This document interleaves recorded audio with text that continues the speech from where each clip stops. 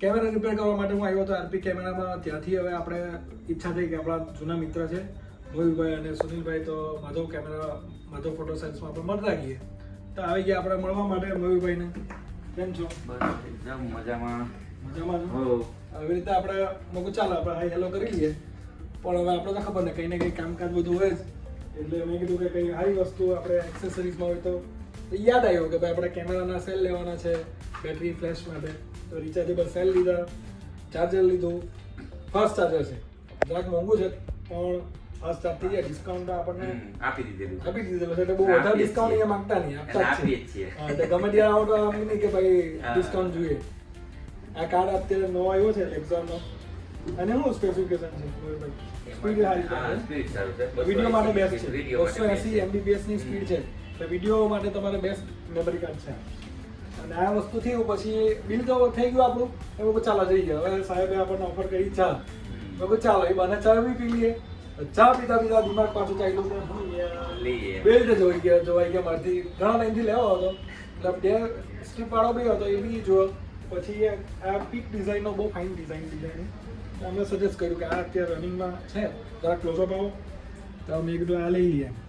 એટલે લગભગ પ્રાઇસ એની 600-800 જેવી કંઈ MRP છે, આપણને ડિસ્કાઉન્ટ કરીને આપ્યું છે.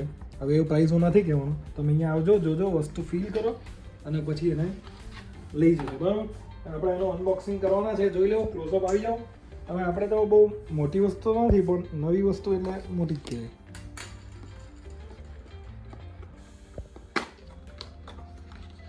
आपके सामने पेश है पिक डिजाइन का कैमरा स्ट्रैप. એની ફિલિંગ આવી હતી એકચ્યુઅલી. તો એનું ડિઝાઇનિંગ પ્રમાણેની પેકિંગ પણ બહુ ફાઇન છે.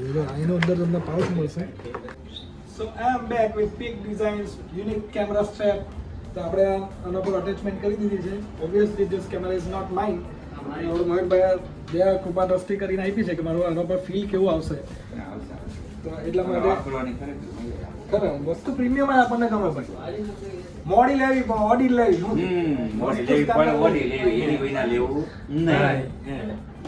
આપણી ઓડી આવી ગઈ છે પીક ડિઝાઇનની પ્રીમિયમ ડિઝાઇન.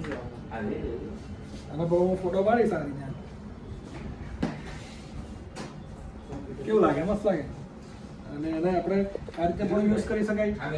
તમારે જેમ એને રેગ્યુલર આ રીતે કરવું હોય, ફરતા હો અને નજીક દેખાય છે તો તમે યુઝ કરી શકો. અને આ બંને જે છે ને, તો તમે અહીંયાથી નીકળી જાય, કોમ્પ્યુટર ચાલુ કરી દે. નીચે પણ છે, આ કેમેરાની નીચે લાગે, બોડીની નીચે. અને આ બંને જે છે તો સ્ટેપ અહીંયાથી નીકળીને અહીંયા લાગી જાય અને બીજું અહીંયા લાગી જાય. એટલે આ રીતે પણ તમે યુઝ કરી શકો. અને નીચે એને ફિટ કરવા માટે એલએન કી પણ આપી છે.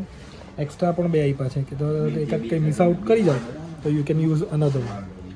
સો તમને આ કેમેરા સ્ટેપ કેવો લાગ્યો? ગમ્યો કે નહીં ગમ્યો? જો ગમ્યો હોય તો ઘેરે લઈ લેજો પોતાના માટે. બધો ફોટો સેલ્સમાં આવી જજો. ચાલો તો મળીએ આપણે નેક્સ્ટ વ્લોગમાં. સો આ વ્લોગ અહીંયા પૂરો નથી થતો, બિકોઝ હવે જે કેમેરા રિપેર કરવા માટે આપ્યો હતો તો ત્યાં ખર્ચો કરી આવ્યો 10-11 હજારનો. અને અહીંયા આપણો 1500 રૂપિયાનો ખર્ચો થયો છે. બટ કામ એમણે એકદમ ફાસ્ટ કરી આપ્યું અને પૈસા પણ લીધા, પણ એ પ્રમાણે કામ પણ બહુ ફાઇન કરી આપ્યું. અને તમારે કંઈ પણ તમારા કામ હોય camera related, if you are amateur or if you are professional photographer, જો તમને કંઈ પણ કામ પડે કેમેરા રિપેરિંગને લગતું તો please come to RP camera. અને આપણે જાપાન માર્કેટ કહી લો કે તમે બેલ્જિયમ સ્ક્વેર કહી લો, તો આ શોપ છે, એનો નંબર તમને પાછળ દેખાતો હોય તો તમે અહીંયા કોન્ટેક્ટ કરીને આવી જજો. સો મિલતે હે નેક્સ્ટ વ્લોગ મેં. હવે પછી અમે જવાના છે ઉદયપુર પ્રી વેડિંગમાં, તેનો વ્લોગ આવશે. તો stay tune on my channel. Bye bye. Thank you so much. આવજો.